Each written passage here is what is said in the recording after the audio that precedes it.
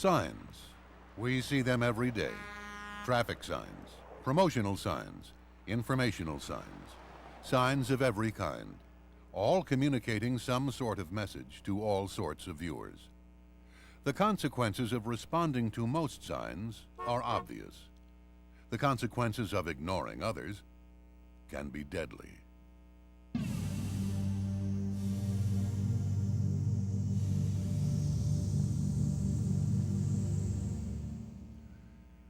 For close to 40 years, the John Birch Society has kept a watchful eye on the agendas and progression of the United Nations.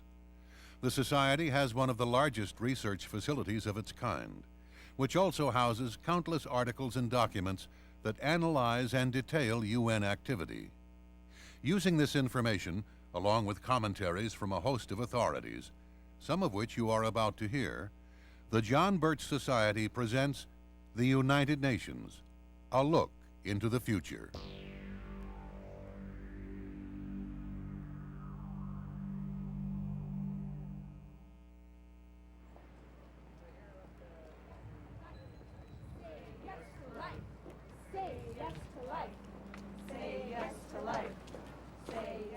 Continuing its practice of financing abortion, the United Nations will not only promote and even enforce abortion as a population control measure, it will criminalize any activity opposing the practice. All pro-life organizations will be closed down, their membership lists confiscated, and the identity of their supporters cataloged as persons to be watched. Anyone continuing to protest abortion will be the recipient of punitive action.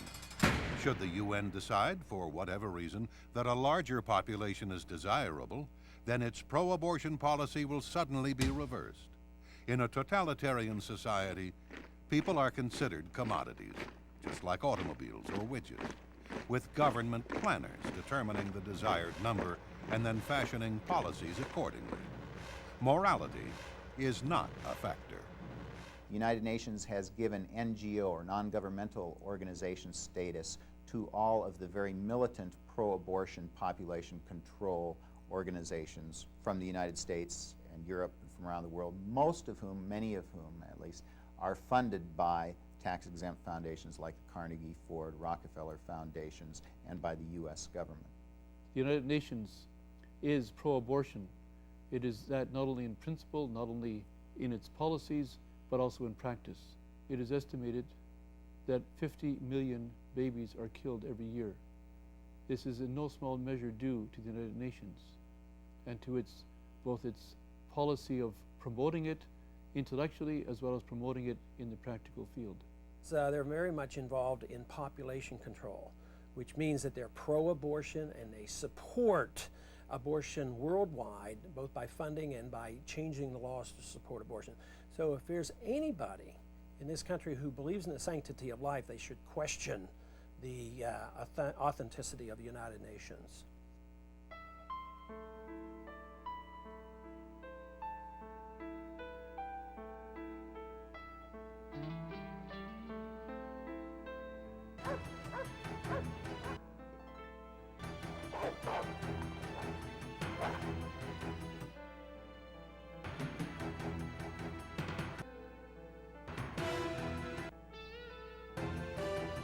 Parents who have chosen to teach their children at home or in private schools will be notified that they must now enroll them in government schools. No exceptions will be allowed, for totalitarian policymakers intend to have the state supplant the family as the most important institution in the heart and mind of the child. There has been historically an irreducible conflict between the state and the family. They each have contended with the other for primacy in human affairs, because to the extent that the family functions properly, there's very little for the state to do. And every state is, of course, run by men and women who want to increase their powers over other human beings. The way you do that is by giving the state more and more to do. To the extent that the family operates efficiently and properly, the state is left without a whole lot to do, so it cannot expand. It can only expand by absorbing functions which are carried out by non-government entities. The family, of course, is the most important. The church is another. Speaker and author of What's Right for All Americans, Izola Foster. I taught high school for 33 years. 22 years were in Watts, South Central Los Angeles.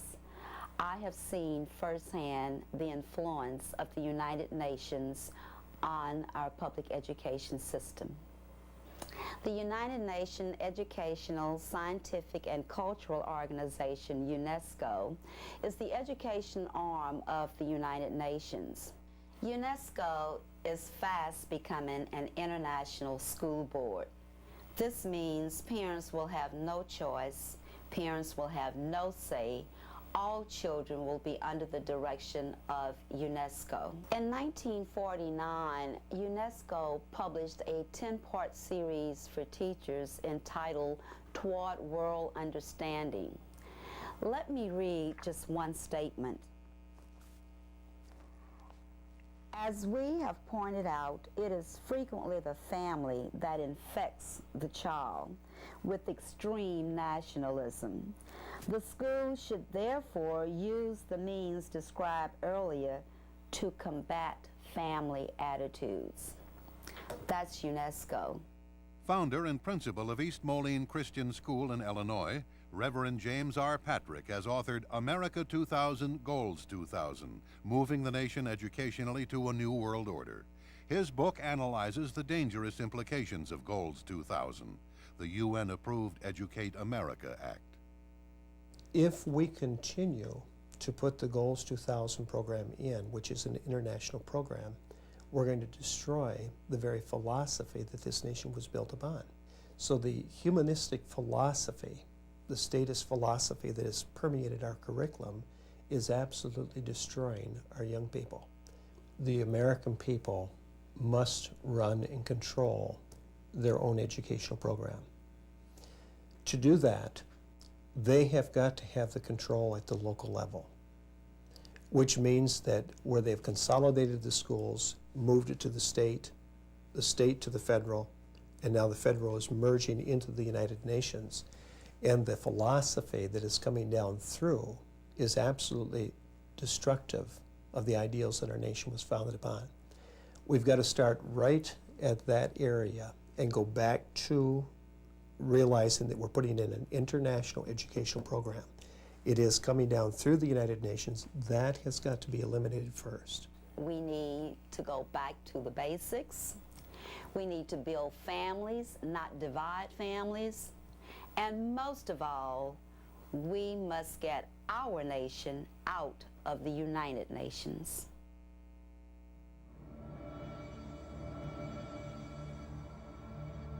The right to keep and bear arms will be abolished. Those retaining ownership of weapons will be required to turn in all arms they possess or face severe penalties. Organizations built upon this God-given right will be raided, and all their records, including membership lists, will be seized and forwarded to world government officials. Persons whose names appear in these records will be visited to assure that all of their weapons have been delivered to the authorities. Aaron Zellman is chairman of Jews for the Preservation of Firearms and has authored numerous publications, including Gun Control, Gateway to Tyranny. Every single genocide has had one thing in common. First, the government will register firearms, and then confiscate firearms, and then demonize a targeted group of people. And you create in the public's mind the attitude, well, if the government does something forceful to these people, that's all right, they probably had it coming. And then once the government has disarmed its targeted group, then it's easy for the government to murder those people. It's called genocide. Registration is the key. It is so crucial that if you want to control people and you want to get their firearms from them, you have to know where the firearms are. And the way to do that systematically is through registration. The United States is engaged in doing the very same thing that's been done in Canada, where they've been disarming people, Australia, where they've been disarming people, and the United Nations has had an active hand in this. I believe those individuals in this country, and there are plenty, who believe that we should have the right to own and bear arms, ought to be concerned with what's happening in the United Nations, because they are a threat to us. They would confiscate our guns. There have been proposals made at some of their conventions where they would literally repeal the Second Amendment. And I think that everybody should be alert to this and realize that this is not just fun and games, and this is just not a discussion club that we're dealing with. I mean, the United Nations is an organization that if anybody's interested in saving life, when they hear the name United Nations, they should run in the opposite direction.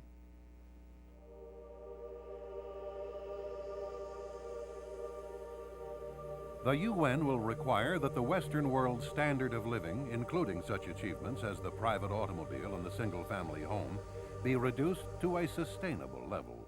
Such sacrifices will be mandatory to counter real or imagined threats, such as global warming, destruction of the ozone layer, and rising levels of carbon dioxide in the atmosphere.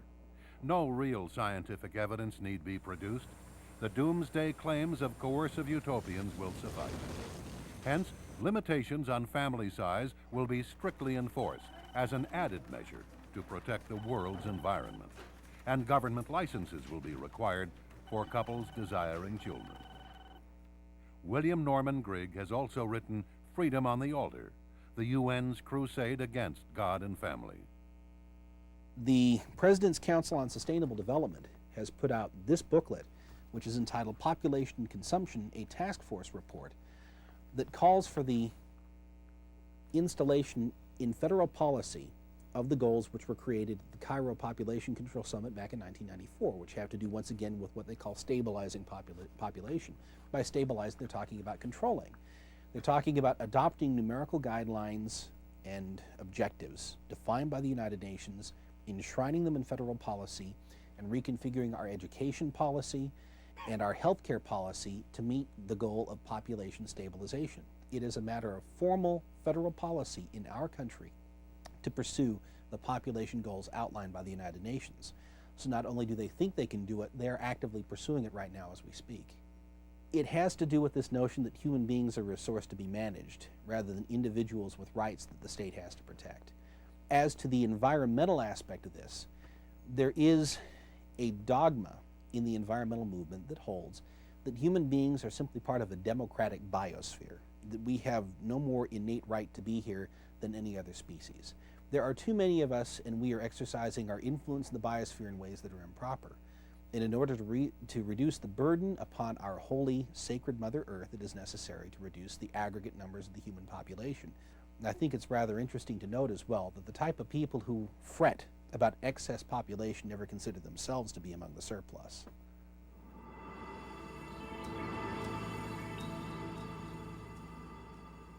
No longer will anyone be allowed to protest or counter the ongoing destruction of property rights planned by various enforcers of environmental laws. The use of land will no longer be decided by those who hold title to it. In order to assure a natural and unmanaged environment, along with the recommended control of the land, agents of world government will spread throughout our nation to ensure compliance. Dr. Michael Kaufman, environmental analyst for Sovereignty International and author of Saviors of the Earth, The Politics and Religion of the Environmental Movement. This particular belief system is really that philosophical expression of what we would normally call pantheism, the belief that nature is God, God is found in all things. And this is really the official religion or belief or philosophy of the United Nations. And it's expressed, it has some real downsides to it because it means basically if a law benefits man at the expense of nature, then that law is bad because it violates the basic theology of their belief system that everything should be equal. Humans shouldn't benefit at the expense of nature. Now you carry that far enough and ultimately you get to the point where no law is good because every law benefits man at the expense of nature. And man himself is bad. This perversion of our U.S. Constitution, where now a species has more rights than the human, comes right out of the United Nations. It comes in the form of the United Nations treaty called CITES, the Convention on the International Trade of Endangered Species, and this is a United Nations treaty. And this is how the United Nations is beginning to limit our sovereignty, is through these types of treaties. Individuals who believe in the right to own property ought to be concerned. Americans believe in that. They're careless about it. Sometimes they allow our governments to regulate too much and to tax us too much. But really, the right of private property ownership is severely threatened by our own government. But it's going to be a lot worse if the United Nations gets involved. There is no way that you can have the concept of private property right. They believe in welfare redistribution, socialist redistribution, that everybody owns everything, and they would take from the wealthy and give to the poor to get an equal balance. Same old story that we've heard for years, but they do not protect the right to own private property by anything promoted by the United Nations.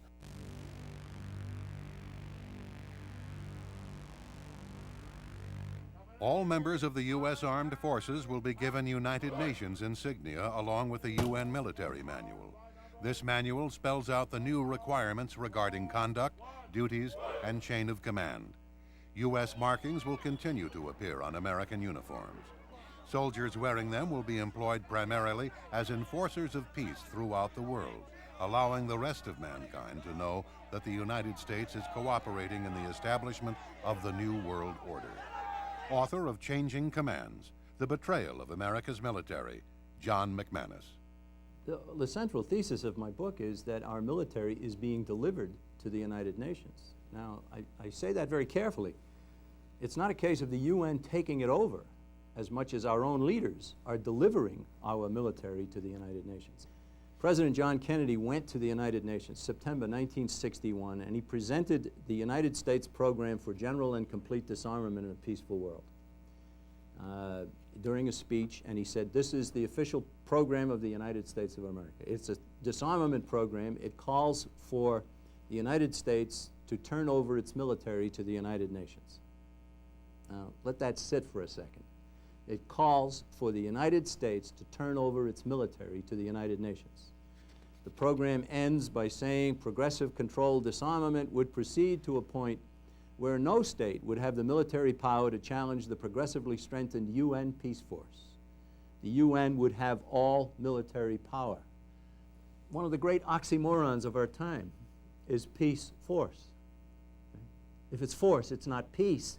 If you define peace as peace with justice, it could be the peace of the grave, it could be peace of submission, there's all kinds of peace. And there are some people who use the word peace meaning something quite different from what the ordinary American would mean. He means peace with justice, peace with freedom, peace with a rule of law that limits the government, not himself so much. Is this program still in effect from 1961? Well, I have personally called the head of the Arms Control and Disarmament Agency in Washington, D.C. in recent years, a man named Dr. William Nary, and asked, is this program still the official policy of the government of the United States? Oh, yes, he said, yes. And much of it has already been accomplished, which is so. So he's confirming what has been obvious to many of us over many, many years. That was 1961. 1962, the State Department finances a document called A World Effectively Controlled by the United Nations, all right? Written by an MIT professor, Massachusetts Institute of Technology professor named Lincoln P. Bloomfield, who certainly happens to be a member of the Council on Foreign Relations. I just want to read a couple of things out of it here. In the definitions section, he says, finally, to avoid endless euphemism and evasive verbiage, the contemplated regime will occasionally be referred to unblushingly as world government. World government means scrap this, scrap the Declaration, scrap the Constitution. We're not going to have world government. If the UN had a monopoly on military force, what it would do is what it says in its own Universal Declaration of Human Rights. It says the rights and freedoms that we Americans take for granted, and of course we shouldn't, they came from God, they came from the Creator. The rights and freedoms may in no case be exercised contrary to the purposes and principles of the United Nations. Now, we've already gone over the fact that the purpose and the principles of the United Nations is to establish a world government with a monopoly of political and military power. It's very clear to me, and what we hope is that it will become far more clear to an awful lot more of the American people. We've got to get out of the United Nations.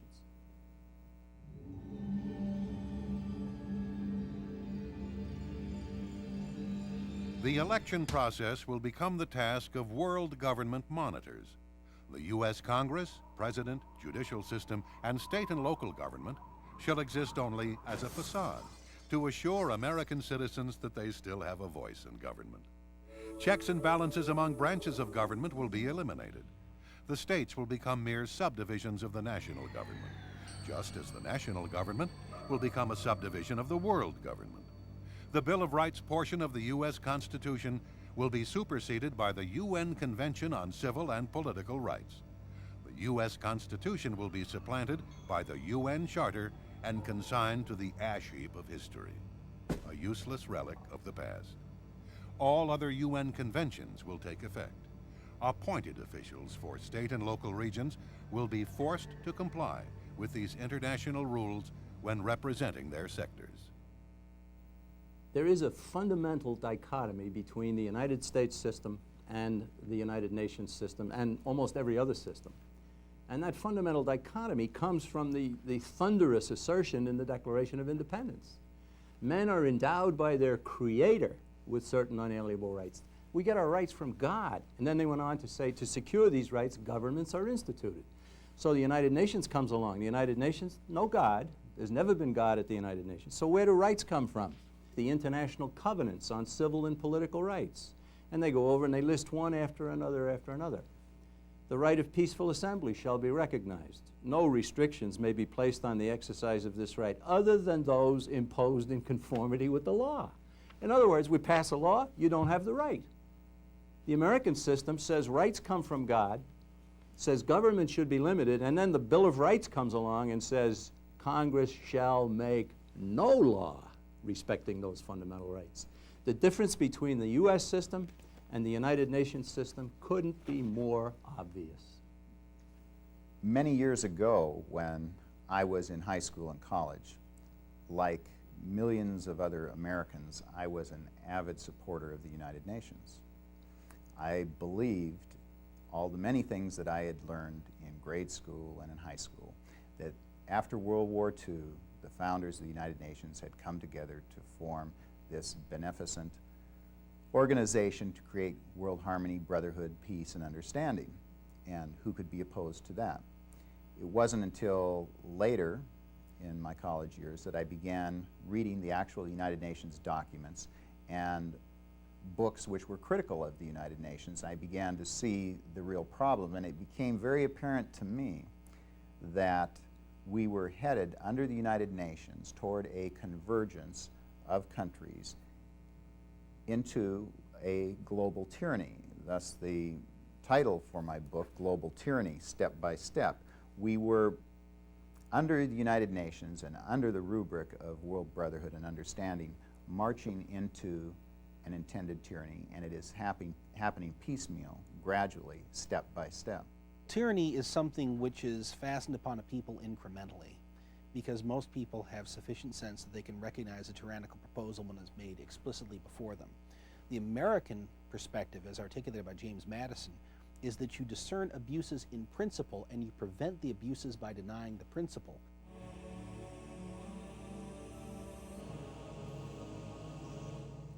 Following the pattern already established in China, only approved churches adhering strictly to government dictates regarding religion will be tolerated. All churches desiring to remain independent of government compliance will be disbanded, their houses of worship converted to other uses, or simply burned to the ground, and their pastors incarcerated. Churches submitting to government regulation will be forced to modify their beliefs to conform with the anti-Christian attitude of the almighty state. No exceptions will be allowed. The United Nations hostility to biblical concepts of faith has to do once again with the idea that biblical religions, and in this I would include as well the Islamic religion, while it is not biblical, it has similar perspectives on social responsibilities. All these monotheistic faiths posit something to which the state is accountable, something to which the state ultimately will have to give a reckoning for its abuse of authority. To the extent that there is any doctrine which posits a loyalty higher than that which people have to the state is going to be hostile. And something which proposes to create a global government, as the United Nations unambiguously does, is going to have pitched hostility towards any doctrine which challenges its sovereignty over any aspect of human life. The one world religion will decide what ethical values they wish to see brought into each country, into each religion, and there will be no choice because the whole thing is control. The entire basis of the one world religion is humanism, and humanism, when you take it back to its roots, is strictly atheism, paganism, and eventually, if you trace it back even further, you are actually right into the occult. If United Nations has their way, there will be curtailment of our right to practice religion. They are not going to be believers in the right to practice our religions as we have seen fit throughout this country, and therefore those individuals who are interested in this subject certainly cannot be complacent about what the United Nations is doing.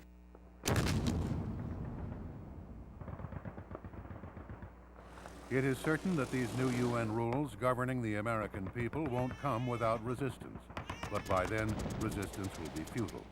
Citizens who attempt to defend whatever freedoms they have remaining will join the victims of the inevitable brutality and bloodbath carried out by a tyrannical UN dictatorship. For those still wondering if the United Nations would actually resort to such atrocities, consider for a moment the UN's lesser-known side.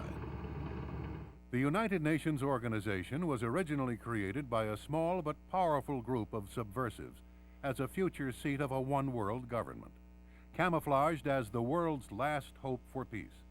And concealed by a barrage of self-generated propaganda, the UN has been responsible for some of the most controversial and violent acts of aggression in history.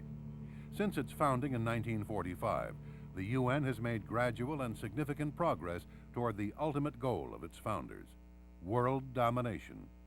Today, enormous in size and influence, the UN has a countless number of programs, agendas, and conventions ready to supersede the laws and practices of all nations, most certainly including the United States.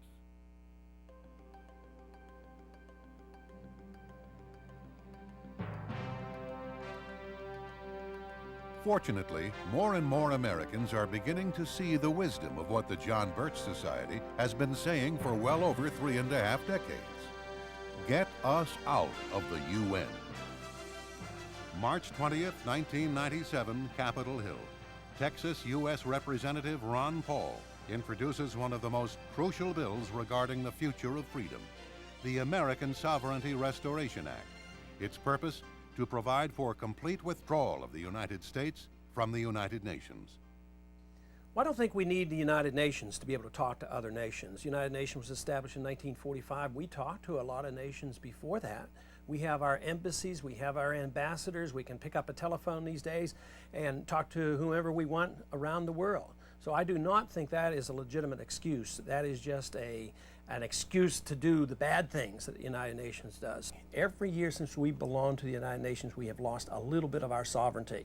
And we're moving in that direction where eventually we will not have the United States of America and will be nothing more than a pawn of the United Nations. It didn't take long for word to get out. Soon, Dr. Paul's office received messages from other representatives willing to co-sponsor the bill, and an avalanche of congratulatory letters from the American people thanking him for introducing this crucial bill covered his desk. June 4th, 1997, 54 representatives vote in favor of the Get Us Out measure. A few years ago, it was unlikely if 4 representatives would have supported it. Even though the measure didn't pass, the numbers are a solid indicator of the accelerated support for the United States' immediate withdrawal from the UN. And with the help of more and more Americans, Congress will again be forced to vote whether or not to get us out of the United Nations for good. The Congress tends to be political at times. They tend to respond to what they hear. Now, if they think there's enough people in their district that want them to vote a certain way, they all of a sudden will become interested. The American people are starting to wake up. I think we're making a lot of progress, and I predict we're going to get a lot more votes next time. Many Americans are working to influence Congress on important issues, several of which have been discussed in this program. Clearly, the Get Us Out issue stands above them all. For if we allow the UN to become an all-powerful government, victories in Congress will become meaningless, and the causes of single-issue activists will be permanently lost. But with your help, we can rescue our nation from the United Nations and preserve liberty for generations to come.